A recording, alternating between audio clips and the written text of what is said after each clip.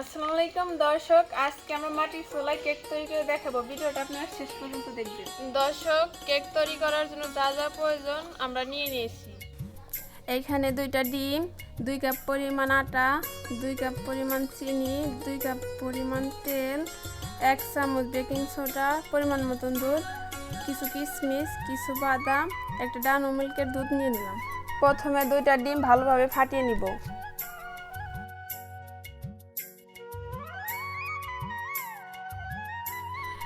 এখন এইখানে 2 কাপ চিনি অ্যাড করে দিলাম। এইখানে আমরা 2 কাপ পরিমাণ তেল অ্যাড করে দিলাম।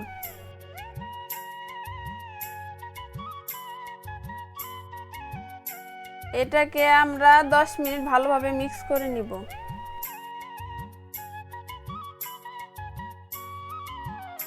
দেখেন দর্শক, মিক্সারটা কিরকম ঘন হয়ে গেছে। এখন আমরা এইখানে ময়দাটা অ্যাড করে দিব। এখন দিয়ে দেব বেকিং সোডা। এরপরে আমরা গুঁড়া দুধটা অ্যাড করে দিব।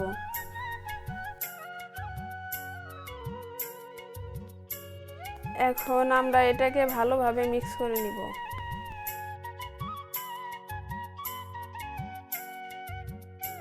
দর্শক, আপনারা এটাকে যত ভালোভাবে মিক্স করবেন কেকটা কিন্তু ততই ভালো হবে।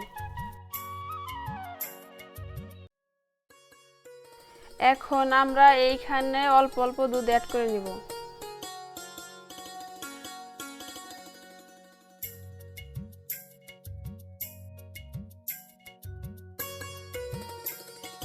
এখন আমরা এইখানে কিছু কিশমিশ দিয়ে দিব।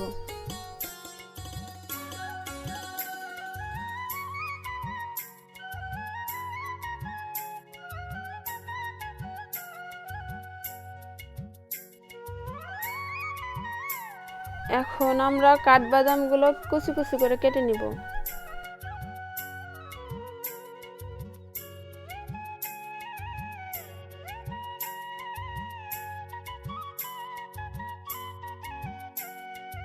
দর্শক, এখন আমরা এই সসপ্যানটার ভিতরে কেকটা তৈরি করব।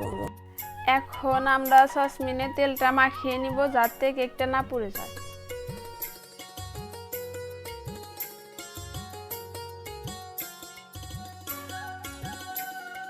এখন আমরা সসপ্যানে ভালোভাবে কাগজগুলো দিয়ে দিব।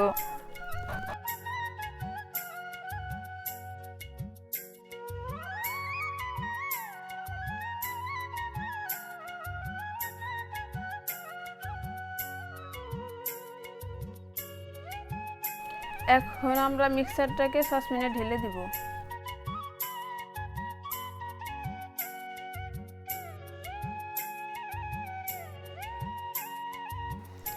এখন আমরা কুচি করে রাখা কাঠবাদামগুলো এর উপরে ছিটিয়ে দিব। দেখেন দর্শক, মাটির হাঁড়িতে আমরা কিছু পরিমাণ বালু নিয়ে নিয়েছি। এখন আমরা বালুটাকে একটু গরম করে নিব। এখন আমাদের বালুটা গরম হয়ে গেছে, এর উপরে কেকটা দিয়ে দিলাম। এখন আমরা এটাকে 40-45 মিনিটের জন্য ঢেকে দেব। দর্শক, কেকটা হওয়ার সময় অল্প পরিমাণে জাল দিতে হবে, তা না হলে কিন্তু কেকটা পুড়ে যেতে পারে। দর্শক, আজকে কেকের ভিডিও বানাইতে যায় অনেক রাত হয়ে যেতেছে, সন্ধ্যা প্রায় হয়ে গেছে। সবাই আমার রেখে চলে গেছে। দেখেন ওই যে আনিকা ওই যে রান্না করে বাটাবাটি শুরু করে দিছে, হাই দিতেছে, আর আমার এই যে জাল দিতে বসায় রেখে গেছে। দেখছেন কি অবস্থা।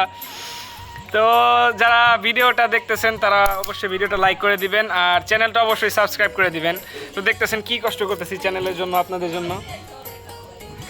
তো সবাই দেখতে থাকেন।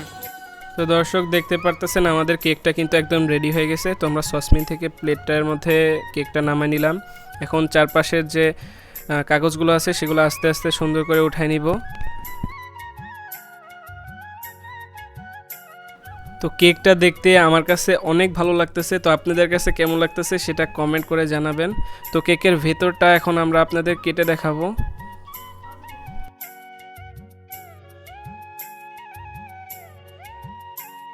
তো এখন কেকের ভিতরের সাইডটা দেখেন, একদম কালারটাও একদম সুন্দর হয়েছে। তো দেখতেছেন কেকটা কিন্তু অনেক নরম আর তুলতুলা হয়েছে, অনেক মজা লাগছে কেকটা। তো আপনারাও বাসায় এভাবেই ট্রাই করবেন।